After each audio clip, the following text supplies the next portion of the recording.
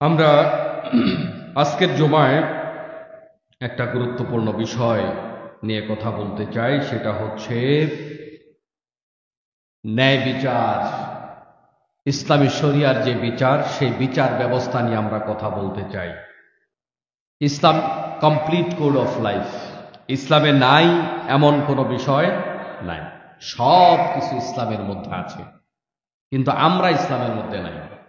আমরা যদি ইসলামের ভেতরে ঢুকে যেতে পারতাম, তাহলে ইসলাম অর্থ যে শান্তি, সেই জিনিসটা আমরা পেতাম।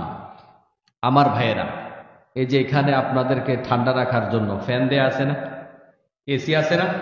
আছে।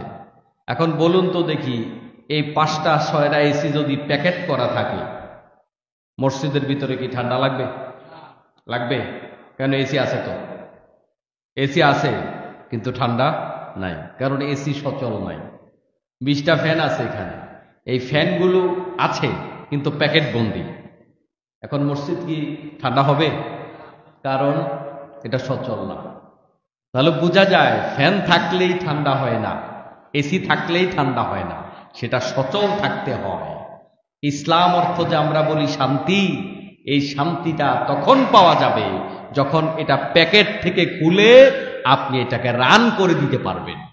কথা কি বুঝতে পেরেছেন? আজকে আমাদের সমাজে এত অশান্তি, এটার মূল কারণ ইসলাম নাই, আর কোনো কারণ নেই। এত চিন্তা করে কারণ বের করার দরকার নাই, কারণ এটা বের করা আছে। কারণ একটা, জমিনে ইসলাম নাই। ইসলাম যদি থাকতো, এই জমিনটা শান্তির সমাজ হয়ে যেত। ঠিক কিনা বলেন?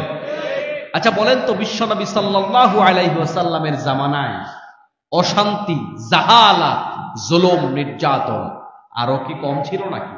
না, অনেক বেশি ছিল। যুগের নাম পরিবর্তন হয়ে গেল, আইয়ামে জাহিলিয়াত বলা হয় ওই যুগকে। ঠিক না? আইয়ামে জাহিলিয়াতের মধ্যে, একটু সাউন্ডটা কমাই দেন, আইয়ামে জাহিলিয়াত। অথচ আপনি দেখেন, ওই আইয়ামে জাহিলিয়াতকে পরিবর্তন করে বিশ্বনবী সাল্লাল্লাহু আলাইহি ওয়াসাল্লাম বললেন যে আমার যুগ সবচাইতে সেরা যুগ। সুবহানাল্লাহ। কার্ল মার্কসের মতবাদ দিয়ে, মাও সেতুংয়ের মতবাদ দিয়ে, আমাদের বাংলাদেশের কে বলে যে ডক্টর কামালের সংবিধান দিয়ে না, আমাদের শেখ মুজিবের আদর্শ দিয়ে, জিয়াউর রহমানের আদর্শ দিয়ে। কার আদর্শ? মুহাম্মদুর রাসূলুল্লাহ সাল্লাল্লাহু আলাইহি ওয়াসাল্লামের আদর্শ। ইসলাম নাই। আমার মুসলমান ভাইরা, প্রত্যেকটা রাষ্ট্রের 3টা বিভাগ আছে। কয়টা বিভাগ আছে? 3টা বিভাগ আছে। একটা হচ্ছে আইন বিভাগ, একটা হচ্ছে নির্বাহী বিভাগ, একটা হচ্ছে বিচার বিভাগ। এই বিভাগগুলো সাধারণভাবে জনগণের দ্বারা নির্বাচিত প্রতিনিধিগণ এই আইনগুলা প্রণয়ন করে, এই বিষয়গুলা নির্ধারণ করে। কিন্তু ইসলামী শরীয়তে তার কোনো স্থান নেই। ইসলামী শরীয়তে এই বিভাগগুলো, বিশেষ করে বিচার ব্যবস্থাপনা, এটা কোন জনপ্রতিনিধি নির্ধারণ করতে পারবে না। এটা আসবে আল্লাহর পক্ষ থেকে। কার পক্ষ থেকে? ইসলামী আইন ব্যবস্থাপনার মূল ভিত্তি 1 নাম্বার হলো আল্লাহ পাকের কোরআন, আর 2 নাম্বার বিচারের মূল ভিত্তি হলো হাদিস, আর 3 নাম্বার হলো কোরআন সুন্নাহর আলোকে গবেষণার মাধ্যমে, ইজতিহাদের মাধ্যমে যে সমাধান আসবে, এই 3টার মাধ্যমে ইসলামী আইন চলে। কয়টার মাধ্যমে? 1 নাম্বার আল্লাহর কোরআন, এখানে হাত দেওয়ার কোনো সুযোগ নেই, এটা অপরিবর্তনীয়। কিয়ামত পর্যন্ত এটার আইন পরিবর্তন হওয়ার কোনো প্রয়োজন আছে বলে মনে করেন? পৃথিবীর কোন বিজ্ঞানী, দার্শনিক এটা বলতে পেরেছে কোরআন পুরাতন, এটা বদলানো দরকার? কোরআন মানে না এমন লোক বহু আছে, কিন্তু কোরআন পুরাতন হয়ে গেছে, এটা পরিবর্তন করা দরকার। এটা অচল। সিরিয়াসলি কোন ব্যক্তি এটা আসলে চ্যালেঞ্জ করতে পারেনি আজও পর্যন্ত। সুবহানাল্লাহ বলেন। কিন্তু আমাদের সংবিধান কয়বার বদলাইছে? 50 বছরে কতবার বদলাইছে? আমরা যেটা দিয়ে আইন চালাই, ওই সংবিধান কতবার বদলালো? এখন এতবার বদলানোর পরে জনগণ সব আল্লাহর ওলি হয়ে গেছে না? আল্লাহর ওলি হয়ে গেছে। একটা চোরের জাতি তৈরি হয়েছে। এই যে এবার, এই যে 2 দিন আগের কথা বলতেছি, আপনি দেখেন, সম্ভবত কালের কণ্ঠ সম্ভবত রিপোর্ট করেছে যে রপ্তানি আয়ে হিসাবে গরমিলের কারণে $13 বিলিয়ন খুঁজে পাওয়া যাচ্ছে না। উদাও 13 বিলিয়ন, নট মিলিয়ন। চিন্তা করতে পারেন, গোটা জাতি আজকে চুরিতে নিমজ্জিত।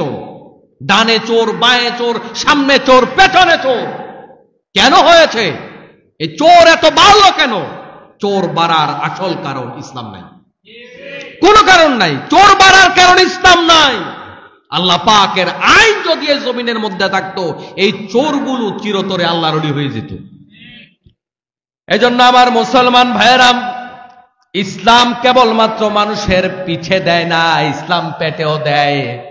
ইসলামী আইন এবং অন্যান্য আইনের মধ্যে পার্থক্য হলো, অন্যান্য আইন মানুষের পেটে দেয় না, সমস্যা সমাধান করার চেষ্টা করে না, খালি বিচার করে। আর ইসলামী আইনের কোয়ালিটি হলো যে ইসলামী আইন অপরাধ দমন করে, খালি মানুষের পিঠে দেয় না। ঠিক না? আপনি কোনো পুলিশের কাছে ধরা খান যে কোনো একটা বিষয় নিয়ে, পুলিশ আপনারে ধরলেই বলবে, আপনি যখন তার সাথে তর্ক করবেন সে আপনারা বলবে আপনি আইন মানেন না। এরকম বহুবার আমি মুখোমুখি হয়েছি। দোহাই কিসের? আইনের। এখন যেই কথাটা সে বলতেছে, যেমন ধরুন ওই কথাটা যদি অযৌক্তিক হয়, সে বলবে আইনে আছে। আইনের জন্য মানুষ না মানুষের জন্য আইন? কথা বলেন, আইনের জন্য মানুষ না মানুষের জন্য আইন? এরকম একটা আইন ইসলামে নাই। এখন একটা লোক চুরি করলো, এখন দেশীয় প্রচলিত আইনে সে গরিব হোক, মিসকিন হোক, ফকির হোক, যাই হোক না কেন, তাকে জেলখানায় ঢুকানো হবে। এটা আমাদের আইন। কিন্তু আল্লাহর আইন, একটা লোক অভাবে পড়ে অভুক্ত হয়ে কোনো ব্যক্তি যদি চুরি করে, ওই ব্যক্তির হাত কাটা হবে না। তাহলে কি বুঝলেন? কিন্তু প্রচলিত আইনে আপনি অভুক্ত হয়ে চুরি করছেন, না বাধ্য হয়ে চুরি করছেন, না মরার সময় খাইছেন, ওইটা বিষয় না, আপনি জেলখানায় ঢুকেন। তাহলে ইসলামী আইন আর আল্লাহর আইনের মধ্যে পার্থক্যটাকে আপনি বুঝতে পেরেছেন? ইসলামী আইন আগে পেটে দেয়, এমন অর্থনীতি ইসলাম প্রণয়ন করে যে অর্থনীতির বা কারণে এখানে অভুক্ত আর মানুষ থাকবে না, অভাবী আর মানুষ থাকবে না, না খেয়ে থাকা মানুষ থাকবে না, কষ্টে থাকা মানুষ থাকবে না। এই সমাজের প্রতিটা দুঃখী দরদি মানুষের দায়িত্ব নেবে এই সমাজের কর্তা যারা, তারা নেতা যারা, তারা দায়িত্ব নেবে। যখন ইসলাম আপনার পেটের দায়িত্ব নিয়ে নিবে, এবার হাত কাটলে আর অসুবিধা আছে? তাহলে ইসলাম কি পিঠে দেয় না পেটে দেয়? আগে পেটে দেয়, তারপরে ইসলাম পিঠে দেয়, এর আগে পিঠে দেয় না। তাহলে বোঝা গেল ইসলামী আইন আগে পিছনে কল্যাণ আর কল্যাণ। কিন্তু অন ইসলামী আইন সাময়িকভাবে কল্যাণ দেখা গেল, এর দ্বারা বহু লোকের ক্ষতি হওয়ার সম্ভাবনা আছে না নাই? আইনের মার পেঁচে পড়ে আপনি যদি ডাটা খোঁজেন, গোটা বাংলাদেশে লক্ষ লক্ষ মানুষ মাজলুম হয়ে আছে শুধু আইনের মার পেঁচে পড়ে। যে বিচার করে সেও জানে যে এটা আমাদের সঠিক হচ্ছে না। আমার মুসলমান ভাইরা, এজন্য ইসলাম প্রত্যেকটা নবীকে এই আইনের ব্যাপারে কথা বলেছেন, প্রত্যেকটা নবীকে আইনের ব্যাপারে কথা বলেছেন। আল্লাহ তাআলা কোরআনুল কারীমের মধ্যে বলেন, লাকাদ আরসালনা রুসুলানা বিল বাইয়িনাতি ওয়া আনজালনা মাআহুমুল কিতাবা ওয়াল মিজানা লিয়াকুমান নাসু بالقسط وأنزلنا الحديد فيه بأس شديد ومنافع للناس وليعلم الله من ينصره ورسله بالغيب إن الله قوي عزيز। আল্লাহ তাআলা বললেন, আমি রাসূলদেরকে স্পষ্ট প্রমাণ আদি সহ প্রেরণ করেছি, তাদের সঙ্গে দিয়েছি কিতাব এবং মিজান, যেন তারা মানুষের মধ্যে ন্যায় বিচার করতে পারে।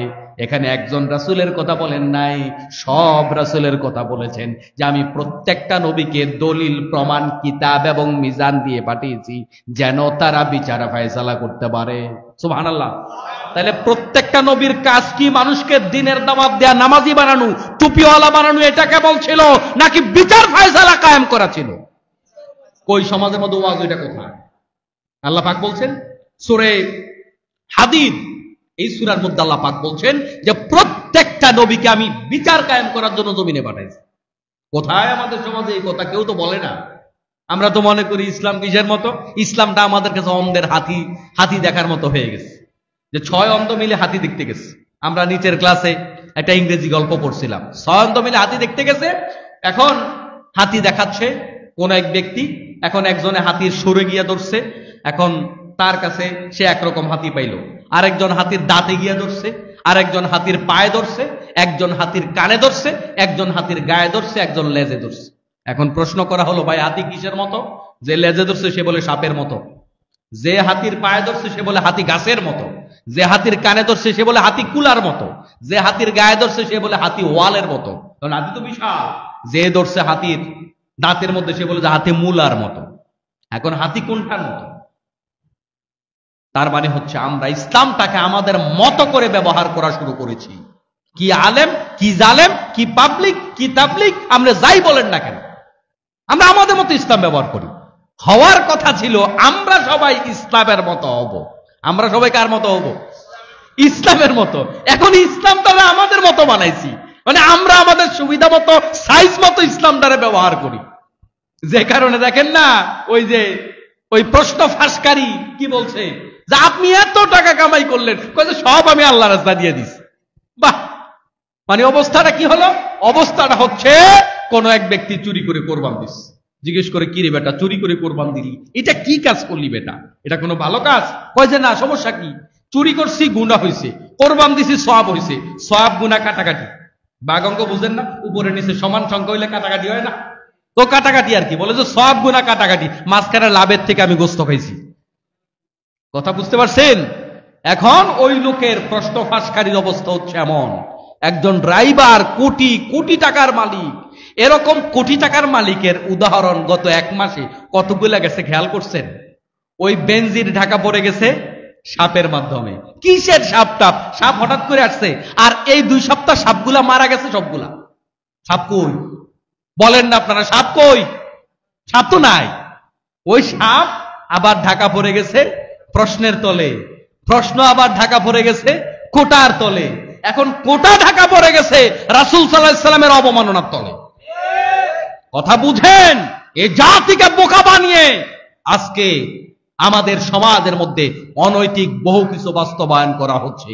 আল্লাহ তাআলা আমাদের দেশ জনপদকে হেফাজত করুন, সবাই বলে আমিন। এমন জায়গা আঘাত দিয়েছে, মুসলমানরা যেন বাধ্য হয় এটা নিয়ে ব্যস্ত হয়ে যেতে। একজন পুলিশের কর্মকর্তা হয়ে রাসূল সাল্লাল্লাহু আলাইহি সাল্লামের চরিত্র নিয়ে কথা বলে, বাংলাদেশের মতো মুসলমানের দেশে অতীতেও অনেকে কথা বলেছে, খুব বেশি কিছু তাদের হয় নাই। বড় আফসোসের বিষয়, খুব বেশি কিছু না হওয়া প্রমাণ করে যে প্রথম থেকে যারা বড় শক্তিধর আছে তারা এদেরকে সমর্থন যোগায়। গতকালকে তো দেখেছি বাংলাদেশের বিশেষ এক রাজনৈতিক দল, বিশেষ এক ছাত্র সংগঠনের কেন্দ্রীয় সভাপতির সাথে ওই চোরের ঘরের চোর যেই সন্তান, দামি গাড়িতে চড়ে ড্রাইভারের ছেলে, ওই ছেলে দেখি যে কেন্দ্রীয় সভাপতির সাথে। তার মানে কি? সব চোরে চোরে খালাতো ভাই। কথা বুঝলেন? সব চোরে চোরে খালাতো ভাই। এগুলো শুনি আবার অনেকে মনে কষ্ট পাবেন। যদি মনে কষ্ট পান তাহলে বোঝা যাবে আপনার ওই চোরের সাথে কিছু ভালো সম্পর্ক আছে। চোরের সাথে সম্পর্ক রাখা যাবে? আল্লাহর নবী বলেন, মান তাশাব্বাহা বিকওমিন ফাহুয়া মিনহুম। যে ব্যক্তি যার সাথে সম্পর্ক রাখে সে তাদেরই অন্তর্ভুক্ত। ও মুসলমান ভাইয়েরা, মনে কষ্ট নেবেন না। আপনার যদি কোনো অন্যায়ের বিরুদ্ধে কথা বলার কারণে মনে কষ্ট যায়, তাহলে আপনার হাসরটা ওই ব্যক্তির সাথে হয়ে যাবে। আপনি নামাজি, কোনোদিন নামাজ ছাড়েন না, কিন্তু সম্পর্ক বেনামাজির সাথে, আপনার হাসর বেনামাজির সাথে হয়ে যাবে। আপনি বেরোজগারি না, কোনোদিন আপনি রোজাদার, আপনার সম্পর্ক বেরোজগারির সাথে, আপনার হাসর বেরোজগারির সাথে হয়ে যাবে। আপনি জীবনে কোনোদিন মানুষের হক মেরে খান না, কিন্তু আপনি মানুষের সম্পদ যারা লুণ্ঠন করে তাদের সাথে সম্পর্ক রাখেন, আপনার হাসরটা কিন্তু চোরের সাথে হয়ে যাবে। তাহলে সতর্ক থাকার দরকার আছে না নাই? অপরাধের সাথে সম্পর্ক রাখা যাবে না। আমি এর আগেও বলেছিলাম, ইমানের রকম 2টা। ইমানের রকম কয়টা? নামাজের রকম ছেড়ে দিলে নামাজ ছুটে যায়, ওযুর রকম ছেড়ে দিলে ওযু ছুটে যায়। ওযুর রকম 4টাই আপনাকে পালন করতে হবে, নামাজের রকম যে 7টাই পালন করতে হবে। ঠিক তেমনি ভাবে আমার মুসলমান ভাইয়েরা, আমরা অনেকেই জানি না ইমানের রকম কয়টা। অনেক কিছু ভাঙার কারণ জানি, কিন্তু ইমান ভাঙার কারণ জানি না, ঠিক কিনা? ইমানের রকম 2টা। কয়টা বলেন? অজু ভাঙলে অজু করতে পারবেন, জুমার নামাজ ছুইটা গেছে যাই আবার জোহরের নামাজ পড়েন প্রয়োজনে, অসুবিধা নাই। কিন্তু ইমান ছুইটা গেলে আর বাকিগুলার কোনো দাম আছে? তাহলে ইমানের রকম কয়টা? দুইটা। সূরা ইয়াসিনের মধ্যে আল্লাহ তাআলা বলেছেন, ফামান ইয়াকফুরু বিত-তাগুতি ওয়া ইউমিন বিল্লাহি ফাকাদ ইসতামসাকা বিল উরওয়াতিল উসকা লা ইনফিসামা লাহা। যে ব্যক্তি কুফরির সাথে, তাগুদের সাথে সম্পর্ক ছিন্ন করে, তাগুদের সাথে কুফরি করতে হবে, সকল অন্যায়ের সাথে সম্পর্ক ছিন্ন করতে হবে, ওয়া ইউমিন বিল্লাহ, তারপর ঈমান আনতে হবে। আগে কি ঈমান আনার কথা বলছে আল্লাহ? না, আগে কলসি খালি করেন, তারপরে মধু ঢালেন। কলসি যদি ভরাট থাকে, সেটার মধ্যে যত দামি জিনিস ঢালেন, ওটা কি ডুববে? তাহলে আগে খালি করো, তারপরে ঢুকাও। আল্লাহ পাক ইমানের শর্ত দিলেন। ইমানের রকম দুইটা। আগে সকল তাগুদের সাথে, শক্তির সাথে, ইসলাম বিরোধী কাফেলার সাথে সম্পর্ক ছিন্ন করো, গ্যারান্টি দিয়েছেন। তাহলে বোঝা যায় এই দুই শর্ত পূরণ না করে ভাষা ইমান আনলে ওই ইমান ছিঁড়ে যাওয়ার সম্ভাবনা আছে। আর আল্লাহ গ্যারান্টি দিয়েছে যে ব্যক্তি দুই শর্ত পূরণ করে ইমান আনবে, ওই ব্যক্তির ইমান ছুটবে না। ইমান আনার জন্য আগে হৃদয় খালি করতে হয়। এজন্য কালিমায়ে তাইয়্যিবা, যেই কালিমার মাধ্যমে আমরা ঈমান আনয়ন করি, ওই কালিমাটা আগে লা দিয়া শুরু, লা ইলাহা ইল্লাল্লাহ, আল্লাহর স্বীকৃতি পরে আপনি আগে জবান দিয়া বলেন, দুনিয়াতে আল্লাহ নামের যত ভণ্ড দাবিদার আছে, এই সবগুলা খোদা নামের হুদাকে আমি তালাক দিলাম। লা ইলাহা, যত ভুয়া খোদা আছে সব তালাক, যত মূর্তি আছে সব তালাক, যত অপশক্তি আছে সব তালাক। আল্লাহ কালিমার মধ্যে আপনি কি করলেন? আগে খালি করেন, তারপরে ইমানটা ঢুকান। কথা বুঝেন? প্রত্যেকটা জায়গায় কালিমা না দিয়ে শুরু, লা মানি না, না বোধক শব্দ দিয়ে শুরু। তাহলে আমাকে আপনাকে ইমানদার হতে হলে ভিতরটাই কি করতে হবে? খালি করতে হবে। বলছিলাম আল্লাহ তাআলা বললেন, আমি জমিনের মধ্যে যত নবী, যত রাসূল পাঠিয়েছি, প্রত্যেকটা নবী রাসূলকে আমি দলিল দিয়েছি, প্রমাণ দিয়েছি, মিজান দিয়েছি, দায়িত্ব দিয়েছি, জমিনের মধ্যে ন্যায় বিচার কায়েম করো। তাহলে জমিনের মধ্যে নবীরা কেবল পাঞ্জাবি পরাইতে আসে নাই, টুপি পরাইতে আসে নাই, কেবল নামাজ পড়াইতে আসে নাই, কেবল রোজা রাখাতে আসেনি। এগুলা প্রত্যেকটা ইসলামের বিধান। কিন্তু জমিনের মধ্যে প্রত্যেকটা নবী রাসূল এসেছে দিন কি বলে যে ন্যায় বিচার কায়েম করার জন্য। তারপর আল্লাহ তাআলা বলছেন, আমি লোহাকে নাজিল করেছি, ফি বাসুন হাদীদ, এর মধ্যে আছে কঠিন শক্তি। লোহার মধ্যে শক্তি আছে না? একই আয়াতের মধ্যে আল্লাহ তাআলা বিজ্ঞানের কিছু তথ্য দিয়েছেন। আমি লোহাকে নাজিল করেছি। লোহা কিন্তু নাজিল হওয়া জিনিস। পৃথিবীর কোন শক্তি লোহা বানাইতে পারে না। এখন বিজ্ঞান, আল্লাহর নাম কইতে তো একটু শরম লাগে। ওরা বলে যে যখন বিগ ব্যাং হয়েছে, তখন অন্য কোন জায়গা থেকে লোহা ছিটকে এসে পৃথিবীতে পড়েছে। কথা বুঝতে পেরেছেন? ছিটকে এসে পৃথিবীতে পড়ছে মানে কি? তার মানে এটা এখানে ছিল না, এখানে আইসা পড়ছে। এটা বানানো যায় না। আমার মুসলমান ভাইয়েরা, তাহলে লোহা নাজিল হয়েছে, বিজ্ঞানও বলছে, আল্লাহও বলছে। এরা বলছে এখন, আর আল্লাহ বলেছে কঠিন শক্তি আছে, আর মানুষের জন্য বহুবিধ কল্যাণ এই লোহার মধ্যে রয়েছে। লোহা ছাড়া পৃথিবীর কিছু হয় না। সুবহানাল্লাহ। আল্লাহ তাআলা বান্দাকে শিখিয়ে দিচ্ছেন।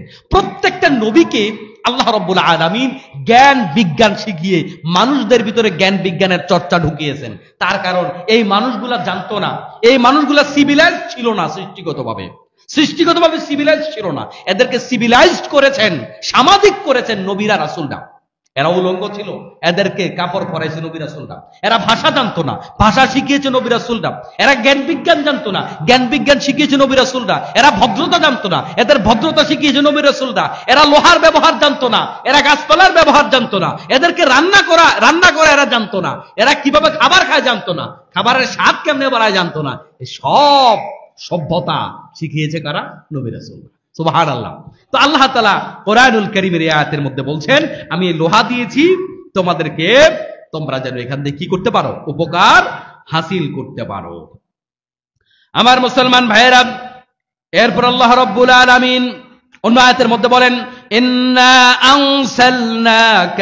আনজালনা ইলাইকাল কিতাবা বিল হক লিতাহকুমা বাইনান নাসি আরাকাল্লাহু ওয়া লা তাকুন লিল খাইনিনা খাসীমা। নিশ্চয় আমরা তোমার নিকট কিতাব নাজিল করেছি সত্য সহকারে, যাতে তুমি সে অনুপাতে লোকদের মাঝে ফয়সালা করতে পারো, যা আল্লাহ রাব্বুল আলামিন, যা আল্লাহ তোমাকে জানিয়েছেন, আর তুমি খেয়ানতকারীদের পক্ষে বাদী হইও না। আল্লাহ তাআলা বললেন, আমি কোরআন নাজিল করেছি যেন ফয়সালা করতে পারো। এতক্ষণ বলছে আল্লাহ সব নবীদের কথা, এই আয়াতের মধ্যে বলছে কোরআনের কথা। আমি কোরআন নাজিল করেছি ফয়সালা করার জন্য। প্রিয় মুসলমান ভাইরা, হাজারো মুসল্লি আমাদের এখানে হয়। আচ্ছা বলেন তো দেখি, কোরআন আল্লাহ ফয়সালার জন্য নাজিল করছে, এই চিন্তা আপনারাও কি কখনো করেছেন? আমরা কি বুঝি, কোরআনকে কিভাবে চিনি?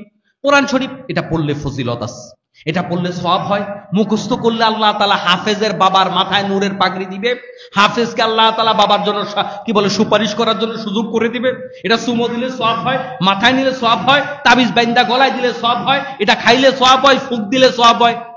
দিস ইজ কোরআন শরীফ। আমরা তো এরকমই চিনি কোরআন শরীফটাকে, কিন্তু আল্লাহ পরিচয়টা কি দিলেন? আপনি কোরআন শরীফের পরিচয় যা জানেন, আল্লাহ পরিচয় কি তা দিয়েছেন? আল্লাহ পরিচয় তো তা দেননি। এখন বলেন, আমাদের চিন্তাটা সঠিক হবে নাকি আল্লাহর দেয়া পরিচয়টা সঠিক? তো আল্লাহ কি বলছেন? আল্লাহ তাআলা বললেন, হে নবী, আমি আপনাকে সত্য সহকারে কিতাব নাজিল করেছি, নিশ্চয়ই আমরা তোমার প্রতি কিতাব নাজিল করেছি সত্য সহকারে, যাতে তুমি সে অনুপাতে ফয়সালা করতে পারো। আল্লাহ বলছেন আমি কিতাব দিয়েছি ফয়সালা করার জন্য। আপনি যে পরিবারের ফয়সালাকারী, কখনো চিন্তা করেছেন? আপনি যে মেম্বার হয়ে জুমার শ্রোতা হয়েছেন, আপনি চিন্তা করেছেন আপনি তো হাজারো লোকের ফয়সালা করেন? ভাবছেন কখনো?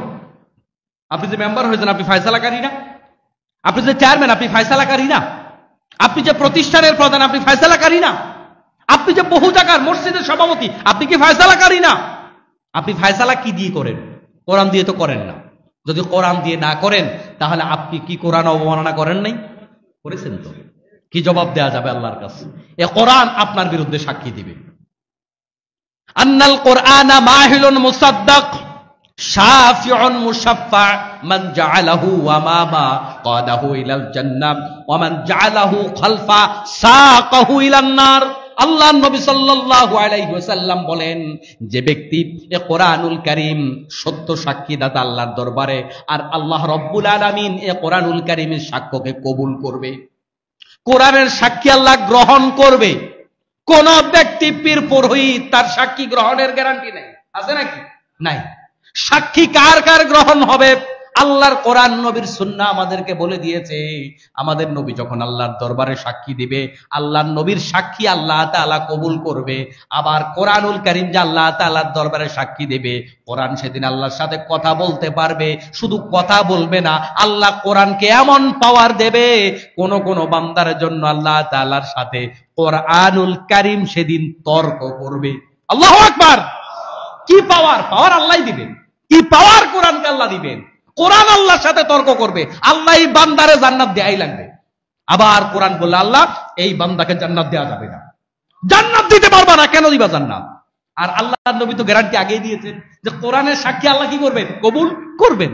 তো কবুল যদি করে, তাহলে বলেন তো এবার কোরআনুল কারীম যদি বলে আল্লাহ এই মেম্বার আমি কোরআনের দিকে তাকায় নাই ফয়সালা করার সময়, এই বিচারপতি কোরআনের দিকে তাকায়নি ফয়সালা করার সময়, এই চেয়ারম্যান কোরআনের দিকে তাকায়নি ফয়সালা করার সময়, এই এমপি এই প্রধানমন্ত্রী 50 বছর ক্ষমতায় ছিল, আল্লাহর কোরআন দিয়ে শাসন করা দরকার, আমার দিকে তাকায়নি, আমি আল্লাহ তোমার দরবারে সাক্ষী দেওয়া করে আপনি জান্নাতে যাবেন, এটা আশা করা যায় না। আমার মুসলমান ভাইরা, আল্লাহ তাআলা এরপরে সূরা মায়েদার মধ্যে বলেন, وَإِنْ حَكَمْتَ فَحْكُمْ بَيْنَهُمْ بِالْقِسْطِ إِنَّ اللَّهَ يُحِبُّ الْمُقْسِطِينَ। যখন তোমরা মানুষের মাঝে বিচার ফয়সালা করবে, তখন ইনসাফপূর্ণ বিচার করবে। আর নিশ্চয়ই আল্লাহ রাব্বুল আলামিন যারা এরকম ইনসাফপূর্ণ বিচার করে, আল্লাহ তাদেরকে ভালোবাসে। সুবহানাল্লাহ। তাহলে যারা ইনসাফপূর্ণ বিচার করবে, আল্লাহ পাক তাদেরকে জান্নাত দিবে। কি দিবে? জান্নাত দিবে। কারণ আল্লাহ তাদের ভালোবাসে। তো ভালোবাসলে কোথায় দিবে? জান্নাত দিবে। ইসলামী শরীয়তের এই বিচার ব্যবস্থার কিছু ফজিলত আছে, উপকারিতা আছে। কয়েকটা উপকার। 1 নাম্বার, সমাজের মধ্যে শান্তি এবং সম্প্রীতি কায়েম করা হলো ইসলামী বিচার ব্যবস্থার প্রধান উদ্দেশ্য। কারণ আমাদের প্রচলিত বিচার ব্যবস্থা সমাজের মধ্যে শান্তি এবং সম্প্রীতি কায়েম করতে পারে না। কারণ এই বিচার ব্যবস্থায় একজন জিতে যায় আর একজন হেরে যায়, ঠিক কিনা বলেন? কিন্তু ইসলামী বিচার ব্যবস্থায় কেউ হারে না, ইসলাম উভয় পক্ষের কল্যাণ নিশ্চিত করে। সুবহানাল্লাহ। ইসলাম যদি কাউকে শাস্তি দেয়, এর মধ্যেও কল্যাণ আছে। একজন সাহাবীকে আল্লাহর নবী সাল্লাল্লাহু আলাইহি ওয়াসাল্লাম জেনার শাস্তি দিয়েছেন। কিসের শাস্তি? সাহাবায়ে কেরাম তার দিকে পাথর মারছেন, আর এক ফোঁটা কি বলে যে রক্ত এসে আরেক ভাইয়ের গায়ে লাগছে, তিনি একটু মানে একটু ব্রু কুচকালেন, একটু আনইজি ফিল করলেন। আল্লাহ নবী বললেন তার উপর সাজা হয়েছে, এটা সত্য, কিন্তু এই সাহাবিয়া আল্লাহর গোলাম এমন তওবা করেছে, তার তওবা যদি গোটা মদিনাবাসীকে ভাগ করে দেওয়া হতো তাহলে গোটা মদিনাবাসী মুক্তি পেয়ে যেত। সুবহানাল্লাহ। তাহলে আপনাকে বাহ্যিকভাবে শাস্তি দিয়েছে, কিন্তু পরকালে আপনার জন্য পুরস্কার আছে না নাই? আছে। তাহলে একদিকে শাস্তি, কিন্তু অপরদিকে আল্লাহ পাক আপনাকে নাজাত দিয়ে দিলেন। এজন্য ইসলামে লস নাই। ইসলামে কি নাই? লস নাই, সবটাই লাভ আর লাভ। 2 নাম্বার, ইনসানিয়াত তথা মানবাধিকার রক্ষা। ইসলামী বিচার ব্যবস্থায় যেভাবে মানবাধিকার রক্ষা হয়, অন্যান্য বিচার ব্যবস্থায় মানবাধিকার রক্ষা হয় না সেভাবে। তার কারণ আমি আলোচনার শুরুতে বলেছিলাম, আমাদের প্রচলিত বিচার ব্যবস্থার ভাষ্যটা এমন, যেমন মানুষের জন্য আইন এটা নয়, বরং আইনের জন্য মানুষ, এরকমটা বোঝা যায়, ঠিক কিনা বলেন? এমন মারপেছে আমাদেরকে ফালায়, মনে হয় যেন আইনের জন্য আমরা বাইচে আছি। আইনের জন্য আমরা নয়, মানুষের জন্য আইন, প্রয়োজন 1000 বার আইন পরিবর্তন করা হবে, ঠিক কিনা বলেন? কিন্তু ইসলামী আইন এটা মানবাধিকার রক্ষা হয়, এখানে কারোর উপর কি হয় না? জুলুম হয় না। 3 নাম্বার, ইসলামী আইনের উপকার হচ্ছে জুলুম নির্যাতন বন্ধ করা। ইসলামী আইন থাকলে সেখানে কি হয় না? কোনো জুলুম হয় না, কোনো অত্যাচার হয় না। 4 নাম্বার, জীবন এবং স্বাধীনতার পূর্ণ নিশ্চয়তা ইসলামী আইন দেয়। জীবন এবং স্বাধীনতা, আপনি স্বাধীনভাবে সেখান থেকে বিচার কি বলে যে বিচার চাইতে পারবেন এবং বিচার নিতে পারবেন। ইসলামী আইন ব্যবস্থার আরেকটা ফজিলত হচ্ছে, আরেকটা উপকার হচ্ছে, এখানে বিচার হবে অত্যন্ত দ্রুততার সাথে। বাদী বিবাদী মারা যায় কিন্তু বিচার হয় না, আদালতে বিচার এখনো শুরু হয় নাই। ওই যে সাগর রুনি মামলার কি বলে যে ডেট পিছাইছে মনে হয় 130 বারেরও বেশি। এটা হচ্ছে আমাদের বিচার ব্যবস্থা, কিন্তু ইসলামী বিচার ব্যবস্থায় না, এটা হবে না। বিচার হবে সূক্ষ্ম, বিচার হবে সঠিক, কিন্তু বিচার হবে অত্যন্ত দ্রুত। বিচারের নামে কারোর উপর কি হবে না? জুলুম করা হবে না। ইসলামী বিচার ব্যবস্থার বৈশিষ্ট্য হচ্ছে জীবন এবং সম্মানের পূর্ণ অধিকার সংরক্ষণ করা। এখানে কাউকে মানহানি করা হবে না, বিচারের নামে কাউকে হেয় করা হবে না, বিচারের নামে কাউকে ছোট করা হবে না। অথচ প্রচলিত বিচার ব্যবস্থায় 5 ঘটনা ঘটেছে। এই যে আল্লামা মামুনুল হক সাহেব বের হইল, এখন কি বলে আদালত? না, এখন তার কোনো কি নাই, দোষ নাই। এত বছর জেলখানায় ছিল কেন ছিল? এই সময়ের কি দাম দেয়া হবে? তাকে যে পিটাইয়া হাড়গোড় ভাঙা হলো, হাড্ডি ভাঙা হলো, এগুলার জবাব কি দেয়া হবে বলেন? কোন জবাব আছে? কিন্তু ইসলামী বিচার ব্যবস্থা, তাকে যে দর্শনকারী বানানো হলো, এটার কি জবাব হবে? তাকে যে জাতির সামনে বেইজ্জতি করা হলো, এটার কি জবাব হবে? কিন্তু ইসলামী বিচার ব্যবস্থার বৈশিষ্ট্য হলো এখানে জীবন এবং তার ইজ্জত সম্মানের পূর্ণ নিশ্চয়তা দেওয়া হবে, কাউকে হেয় করা হবে না, কাউকে ছোট করা হবে না। এটা ইসলামী বিচার ব্যবস্থার। আল্লাহ তাআলা বলেছেন, ইয়া দাউদ ইন্না জাআলনাকা খলিফাতান ফিল আরদি ফাহকুম বাইনান নাসি বিল হক্কি ওয়া লা তাত্তাবি'ল হাওয়া فيضلك عن سبيل الله إن الذين يضلون عن سبيل الله لهم عذاب شديد بما نسوا يوم الحساب। আল্লাহ তাআলা দাউদ আলাইহিস সালামকে বললেন, হে দাউদ, আমরা তোমাকে পৃথিবীতে শাসক হিসাবে পাঠিয়েছি। কি হিসাবে? শাসক হিসাবে, নাকি ইমাম সাহেব হিসাবে? মুয়াজ্জিন। আল্লাহ কি বলছেন? ও দাউদ, তোমাকে পাঠিয়েছি শাসক হিসাবে। দাউদ আলাইহিস সালাম কি আমাদের নবী, আমাদের পয়গম্বর? না। তাহলে তার কথা কেন বললেন? তার মানে প্রত্যেকটা পয়গম্বরকে আল্লাহ তাআলা শাসক হিসেবে পাঠিয়েছে। এখন পয়গম্বরের উত্তরসূরি আলেমরা, তারা কি শাসক হবে না প্রজা হবে? শাসক। কিন্তু এখন আলেমরা কি শাসক হিসেবে আছে? যেখানেই আলেমরা শাসক হিসাবে আছে কিংবা সামান্য ইলমের ছিটে ফোঁটা আছে, আপনি দেখেন ওই সমাজের মধ্যে শান্তি আর শান্তি। মোল্লারা আলেম হয়ে শাসন করছে, ওই মোল্লাদের দেশে যে এই পরিমাণ মানবাধিকার আছে, ন্যায় বিচার আছে, আমার মনে হয় বর্তমান পৃথিবীতে আর কোথাও নেই। তুরস্কে সামান্য একটু ছোটখাটো যারা আছে, মোটামুটি এলেম কালাম নিয়ে আছে, আপনি দেখেন ওখানে যে পরিমাণ মানুষ সুখে শান্তিতে নিরাপত্তায় আছে, অন্যান্য রাষ্ট্রগুলোতে সেভাবে নাই। তাহলে আলেমরা যেখানে রাজা হবে, আলেমরা যেখানে শাসক হবে, সেখানে আল্লাহ পাকের রহমত বরকত নেমে আসবে। সুবহানাল্লাহ। দেখেন না, আল্লাহ পাক যে রহমত করে তার প্রমাণ। এত বছরের যুদ্ধ বিধ্বস্ত একটা রাষ্ট্র, অর্থনৈতিকভাবে কিভাবে এগিয়ে যাচ্ছে, তাদের অর্থনীতির চাইতে দ্রুত গতিতে পৃথিবীর আর কোন দেশের অর্থনীতি আগাচ্ছে না। কারণটা কি? কারণটা কি? আমাইয়া তাওয়াক্কাল আলাল্লাহ ফাহুয়া হাসবুহু। আল্লাহ পাক বলেন, আমার উপর যারা তাওয়াক্কুল করে আমি আল্লাহ তার জন্য যথেষ্ট হয়ে যাই। কোথা থেকে দেব চিন্তা করতে তোমারে বলছে কে? তোমারে আমি খাওয়াবো কি, পড়াবো কি, তোমার সন্তানদের কি খাওয়াবো, তোমার দেশকে উন্নত কেমনে করবো, ওটা তুমি চিন্তা করবা। তুমি চিন্তা করে কি কুল করতে পারবা? আর আমি আল্লাহ তাআলা যদি দেই, এগুলা তো গুণেও শেষ করতে পারবে না। সুবহানাল্লাহ। সেটাই তো হয়েছে, দেখেন না, আল্লাহর গোলামি করেছে, কিন্তু আল্লাহ পাক রব্বুল আলামিন এমন ভাবে উপর থেকে নিচ থেকে মাটির নিচ থেকে ঢেলে দিচ্ছে, গুণেও তো শেষ করা যায় না। এটাই হচ্ছে আল্লাহ পাকের রহমত। এবার আসুন, ইসলামী বিচার ব্যবস্থাপনায় একজন বিচারকের কিছু গুণাবলীর কথা বলা হয়েছে। কিছু গুণ, এক নাম্বার হচ্ছে একজন বিচারক যখন বিচার করবে তখন রাগান্বিত অবস্থায় বিচার করতে পারবে না। কিন্তু আমরা দেখি আমাদের সমাজে অনেক বিচারকদের ভাষা রাগের ভাষা, পত্র পত্রিকায় বিভিন্ন মিডিয়া আমরা যেটা পাই, মানে বিচারক যেন রাগ ঝাড়তেছে, ক্ষোভ ঝাড়তেছে। কিন্তু ইসলামী শরীয়তের বিধান এক নাম্বার, বিচারক রাগের বশবর্তী হয়ে কোনো রায় দিতে পারবে না। আবু বকর রাদিয়াল্লাহু তাআলা থেকে বর্ণিত, তিনি তার সন্তানকে একটা চিঠি লিখে পাঠালেন। কাতাবা আবু বকরাতা ইলা ইবনিহি ওয়া কানা বিসিজিস্তান, যখন সিজিস্তানের কর্তব্যরত ছিল তখন সে তার সন্তানকে একটা পত্র লিখে পাঠালো। ওই পত্রের মধ্যে তিনি লিখেছে, বিল ইবনে লা তাগজি বাইনাসনাইনি ওয়া আনতা গাদবান। তখন তিনি লিখেছেন যে যখন তুমি দুইজনের মাঝে বিচার ফায়সালা করবে তখন মোটেও তুমি রাগান্বিত অবস্থায় বিচার ফায়সালা করবে না। কারণ মানুষ যখন রেগে যায় তখন তার বিবেক লোপ পায়, তখন সে ইচ্ছা করলেও সঠিক বিচার করতে পারে না। তাহলে বিচারকের এক নাম্বার বৈশিষ্ট্য, সে ন্যায় বিচার করবে কিভাবে? রাগান্বিত অবস্থায় সে বিচার করবে না। আমি যে হাদিসগুলা বলতেছি, আয়াতগুলা বলতেছি, এগুলা কি মেড বাই মামুন হোসেন হাবিবি নাকি আল্লাহ এবং রাসূল থেকে আসছে? তাহলে যদি ন্যায় বিচার ইসলামী শরীয়তে না থাকে, বিচার ব্যবস্থা যদি ইসলামে না থাকে, তো আমি আনলাম কোথা থেকে? কিন্তু আমাদের সমাজে এই কথাগুলো অনেকেই তো বলতে চায় না। এক নাম্বার বিচারকের বৈশিষ্ট্য। দুই নাম্বার, বাদী বিবাদী উভয়ের কথা শুনতে হবে।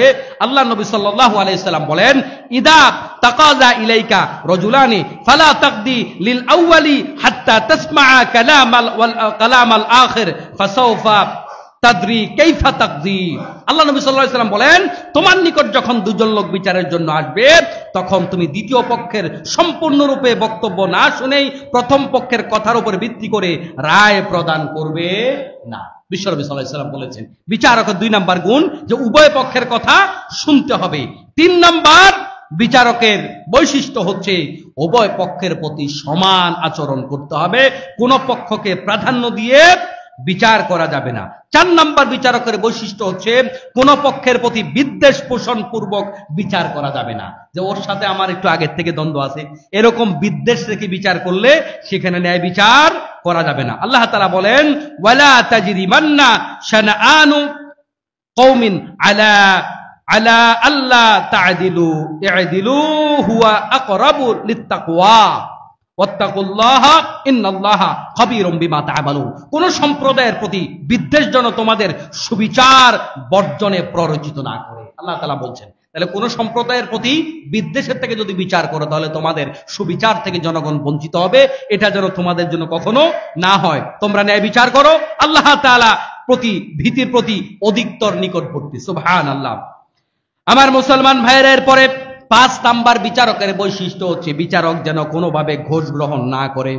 আল্লাহর নবী সাল্লাল্লাহু আলাইহি ওয়াসাল্লাম বলেন, আবু হুরায়রা হাদিস গ্রহণ করেছেন, লানা রাসূলুল্লাহ সাল্লাল্লাহু আলাইহি ওয়াসাল্লাম আর রাশি ওয়াল মুরতাশি ফিল হুকমি। যে ব্যক্তি বিচার ফায়সালার মধ্যে ঘুষ গ্রহণ করে, আল্লাহর নবী বলেন ওই ঘুষদাতা এবং গ্রহীতা দুইজনের উপরে আল্লাহ পাকের লানত। এখন বলেন এটা আমাদের সমাজে হয় কিনা? হয়। সব জায়গায় ঘোষ ঘোষ আর ঘোষ, ঘোষ ছাড়া কোনো কিছু চলে না। অন্য হাদিসের মধ্যে আসছে, আর রাশি ওয়াল মুরতাশি কিলাহুমা ফিন্নার। ঘোষদাতা এবং গ্রহীতা দুইজনের সমান অপরাধী, এরা দুইজনেই জাহান্নামে যাবে। 6 নাম্বার একজন বিচারকের বৈশিষ্ট্য হচ্ছে কোন ব্যক্তি যেন ওই পদের প্রতি আগ্রহ পোষণ না করে। আল্লাহ রাব্বুল আলামিন বলেন, আল্লাহ নবী সাল্লাল্লাহু আলাইহি ওয়াসাল্লাম এই ব্যাপারে বলেন, একজন সাহাবীকে লক্ষ্য করে বলেছেন, সামুরা রাদিয়াল্লাহু তাআলা আনহুকে লক্ষ্য করে বলেছেন, ইয়া আব্দুর রহমান বিন সামুরা, ইয়া আব্দুর রহমান ইবনে সামুরা, লা তাসআলিল ইমারা, তুমি এই নেতৃত্ব চেয়ে নিও না, বিচারকের চেয়ার কখনো চেয়ে নিও না। কেন চেয়ে নিও না? তার কারণ হচ্ছে আল্লাহ নবী বলেন, কেননা তোমার চাওয়ার কারণে যদি তা তোমাকে দেওয়া হয় তাহলে তা তোমার উপর ন্যস্ত হলো, আর যদি না চাও তুমি কোনো কারণে চলে আসে তাহলে তুমি সাহায্যপ্রাপ্ত হবে। অর্থাৎ তুমি চেয়ে যদি বিচারক হও তাহলে এই দায়ভারটা তোমাকে বহন করতে হবে, আর যদি না চাও তোমার উপর বিচারের ভার এসছে তাহলে তুমি এটার জন্য আল্লাহ পাকের পক্ষ থেকে কিভাবে সাহায্য প্রাপ্ত হবে। এখন আমরা চেয়ে নেই কিনা, এই গুণাবলীগুলা যদি বিচারকের থাকতো তাহলে আমাদের সমাজেও ন্যায় বিচার হতো। আল্লাহর কোরআন এবং নবীর সুন্নাহকে মিলিয়ে নেন, সব কথা তো বলা যাবে না, মিলিয়ে নেন, আমাদের সমাজে এগুলা নেই। আমার মুসলমান ভাইয়েরা, বিচারকের মর্যাদা হচ্ছে, আল্লাহ নবী সাল্লাল্লাহু আলাইহি ওয়াসাল্লাম বিচারকের ব্যাপারে একটা কঠিন কথা বলেছেন, মান ওয়ালিয়াল কাযা ফাকাদ যুবিহা বিগাইরি সিক্কিন, যে ব্যক্তিকে বিচারক হিসাবে নিযুক্ত করা হলো তাকে ছুরি ছাড়া জবাই করা হলো। অথচ ওই বিচারক হওয়ার জন্য আমাদের কত চিন্তা, কত টেনশন, কত ঘোষ, কত পেরেশানি। এই হাদিস দিয়ে আল্লাহ নবী বুঝিয়েছেন, পদের প্রতি লোভ করো না, কখনো নিজে পদ চেয়ে নিও না। এই বিচারকের পদ মারাত্মক ভয়ঙ্কর এক পদ, এই বিচারের কারণে হয় জান্নাতে যাবে, না হয় বিচারের কারণে তোমাকে জাহান্নামে যেতে হবে। আমার মুসলমান ভাইরা, এই বিচারের ক্ষেত্রে কিছু বিচার এমন আছে যে বিচারগুলো আল্লাহ পাকের হক, আল্লাহ পাকের হক। এই বিচারগুলোতে কোন ধরনের করা যাবে না, এই বিচারগুলোতে কোন রকমের রদবদল করা যাবে না, কম বেশ করা যাবে না। আবার কিছু বিচার আছে যে বিচারগুলো চাইলে একটু রদবদল করা যাবে। অর্থাৎ যার উপর জুলুম করা হয়েছে তার পরিবার যদি চায় তাহলে ওই লোকটাকে ইচ্ছা করলে মাফ করে দিতে পারবে। আমার মুসলমান ভাইরা, 3 নাম্বার হচ্ছে, আর কিছু বিচার আছে সমসাময়িক বিষয় ঘটবে, এগুলার উপরে কোরআন হাদিসের আলোকে ইসলামী বিশেষজ্ঞগণ চিন্তা করে সিদ্ধান্ত গ্রহণ করবে। এ হচ্ছে 3 রকমের বিচার। যেমন ধরুন কিছু উদাহরণ, কোন ব্যক্তি যদি ইচ্ছাকৃতভাবে কাউকে খুন করে তাহলে তাকে সমানভাবে মৃত্যুদণ্ড দেওয়া হবে, এটা হচ্ছে ইসলামী শরীয়তের বিধান। এরপরে কোনো ব্যক্তি যদি কোনো ব্যক্তির অঙ্গহানি করে, হাত কেটে ফেলেছে, পাও কেটে ফেলেছে, চোখ তুলে ফেলেছে, তাহলে যেটা করেছে ঠিক সমানভাবে তার উপর সেই বিচার করা হবে। কোনো ব্যক্তি যদি চুরি করে তাহলে তার হাত কেটে দেওয়া হবে। কিন্তু ওই যে বলেছি, যদি এমন প্রেক্ষাপট হয় যেখানে আসলে মানুষ বাধ্য হয়ে চুরি করছে, তাহলে সেখানে সাময়িকভাবে সেটা কি করা হবে? স্থগিত করা হবে। আর কোনো ব্যক্তি যদি প্রথমবার চুরি করে তাহলে তার ডান হাতের কবজি পর্যন্ত কেটে দেওয়া হবে। কিন্তু আবার যদি চুরি করে তখন তার বাম পা নিচ থেকে তার বাম পা কেটে দেওয়া হবে। এভাবে ইসলামী শরীয়তের বিচারগুলো আল্লাহ পাক দিয়েছেন। এরপরে কোনো ব্যক্তি যদি ব্যভিচার করে অর্থাৎ জেনা করে তাহলে তাকে 100টা ডোররা মারা হবে যদি অবিবাহিত হয়, আর যদি বিবাহিত হয় তখন তাকে মৃত্যুদণ্ড দেওয়া হবে। কোনো ব্যক্তি যদি কোনো ব্যক্তির ব্যাপারে জেনার অভিযোগ আনে আর 4 জন সাক্ষী উপস্থিত করতে না পারে, আল্লাহ তাআলা সূরা নূরের মধ্যে বলেছেন তখন তাকে 80টা ডোররা দেওয়া হবে। তাহলে যেই কোনো অপরাধ দেখলেই প্রচার করা যাবে। আমরা যেই হারে মানুষের অন্যায় প্রচার করি, যদি ইসলামী বিচার থাকতো, এই আমরা যারা ফেসবুকার আছি সবাইকে 80টা করে ডোরা দেওয়া হতো। খবর পাইছেন, প্রমাণ নাই, কিছু নেই, আপনি প্রচার করে দিয়েছেন, 4 জন সাক্ষী থাকতে হবে, আপনি প্রচার করলেন কেন? তাহলে বোঝা যায় ইসলামের এখানে একটা বিধান, সেটা হচ্ছে অন্যায় জিনিস প্রচার করতে নাই। ইসলাম চায় না আপনি অন্যজনের অন্যায় প্রচার করেন, ইসলাম এটাও চায় না যে আপনি আপনার অন্যায়টা প্রচার করেন। একজন সাহাবী এসে বলছে, ইয়া রাসূলুল্লাহ, আমি জেনা করেছি। আল্লাহ নবী সাল্লাল্লাহু আলাইহি ওয়াসাল্লাম বলছেন, না, তুমি জেনা করো নাই, তুমি হয়তো তার দিকে তাকাইছো, তুমি হয়তো স্পর্শ করছো। মানে আল্লাহ নবী ওই কথাটা শুনতে চাচ্ছে না। তার মানে কি? আপনি জেনা করেছেন, আপনি তওবা করে ফেলেন, আপনি আরেকজনকে শোনাতে যায়েন না। কিন্তু আমরা মানুষের অন্যায় পেলে, মানুষের দোষ পেলে প্রচার করি কি করি না? ইসলামী বিচার ব্যবস্থা থাকলে আপনাকে 80টা ডোরা দেওয়া হতো। ঘটনা সত্য, কিন্তু আপনি বললেন কেন? প্রমাণ ছাড়া বললেন কেন?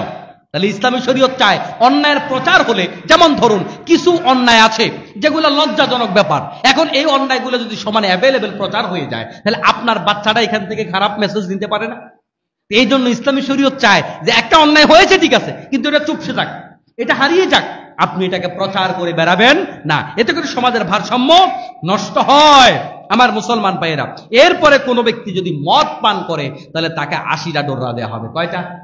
আমাদের সমাজে একটা সময় দেখেছি ছোটকালে কোন কোন গ্রামে কিছু ডোররার প্রচলন ছিল, কিন্তু এই ডোররাটার মধ্যে আছে একটা ভাওতাবাজি। কি ভাওতাবাজি? জিলদার মাধ্যমে আল্লাহ তাআলা বলেছেন ফাজদিদু। আল্লাহ তাআলা যেখানে দোররার কথা বলেছেন এই ফাজদিদু শব্দ ব্যবহার করেছেন। এই ফাজদিদু শব্দ জিলদা থেকে বোঝা যায়, জিলদা মানে হচ্ছে চামড়া, জিলদু শব্দের অর্থ চামড়া। তার মানে হচ্ছে চামড়ার চাবুক দিয়ে তাকে প্রহার করো, এক একটা প্রহার যেন একদম সুন্দরভাবে লেগে যায়। কিন্তু আমরা দেখেছি গ্রামে গঞ্জে শলার মোটা আছে না, চিকন, ওই যে নারিকেলের শলা, 20টা একসাথ করে বাড়ি সাইডটা দিয়া কয় যে 80টা হয়ে গেছে। এটা আল্লাহর সাথে ভাওতাবাজি। কথা বুঝতে পেরেছেন? এটা আল্লাহর সাথে ভাওতাবাজি। প্রহার হবে এক একটা জিলদা দিয়ে, যে জিলদা হবে কিসে? চামড়া, চামড়া। তার মানে কি? কঠিন ভাবে এরকম বিচার একজনের করলে জীবন তখন আসবে আর যাবে, ঠিক কিনা বলেন? কিন্তু আমাদের সমাজে যত অসঙ্গতি, আজকে যত অশান্তি, এই সবগুলার মূল কারণ হচ্ছে আজকে যে ইসলামী বিচার ব্যবস্থা নিয়ে আলোচনা করলাম, এই বিচার ব্যবস্থা যদি সমাজে কায়েম হয়ে যেত, বিশ্বাস করেন এই সমাজটা জান্নাত হয়ে যেত। ইসলামের বাকি বিষয়গুলো রাখেন, শুধু ইসলামের এই আইন ব্যবস্থাপনাটা যদি আমরা আমাদের বাংলাদেশে বাস্তবায়ন করতে পারতাম, এই বাংলাদেশে চোর কি থাকতো? চুরি হইতো? একটা চুরি হতো না। এক একটা ড্রাইভার 1000 কোটি টাকার মালিক হয়ে গেছে। অবাক করা কাণ্ড। একটা নয়, আপনারা আমরা যা দেখছি এগুলা সমাজের টোটাল দুর্নীতির 5%ও না, 2%ও না। তার মানে দেখা যাওয়াটা যদি এত জঘন্য হয়, তাহলে বাকি 98%-এর অবস্থা কি? 98%-এর অবস্থা কি? ন্যায় বিচার না থাকার কারণে, মানবাধিকার, ইসলামী বিচার না থাকার কারণে এখানে মানবাধিকার নাই। এই যে কোটা বিরোধী আন্দোলন চলছে, একজনকে গুলি করে মেরে ফেলছে, অসুবিধা নাই, কোনো সমস্যা নাই, কোনো অসুবিধা নাই, মানুষের জীবনের দাম নাই। এটাই হচ্ছে মানুষের তৈরি বিচার ব্যবস্থা আর আল্লাহর তৈরি বিচার ব্যবস্থার মধ্যে পার্থক্য।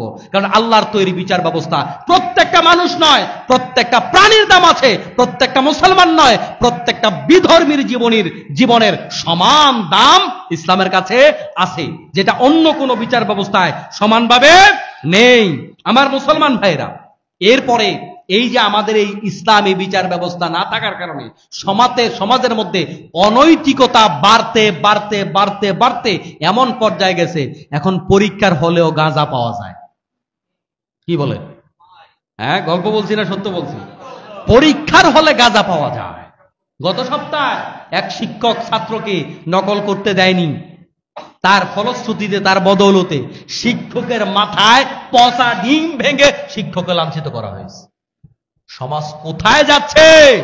আপনার আমার সন্তানগুলো কি হচ্ছে? একটা বেয়াদব প্রজন্ম তৈরি হচ্ছে।